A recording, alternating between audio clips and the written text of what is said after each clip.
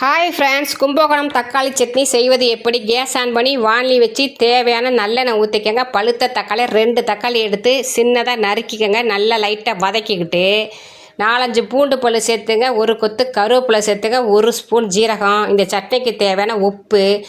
அடுப்பு அமர்த்திடுங்க. 1 ஸ்பூன் மிளகாத்தூள் சேர்த்துக்கங்க. லாஸ்ட்டாக ஃபைனல் டச்சாக ஒரு சின்ன துண்டு வெல்லம் சேர்த்துங்க.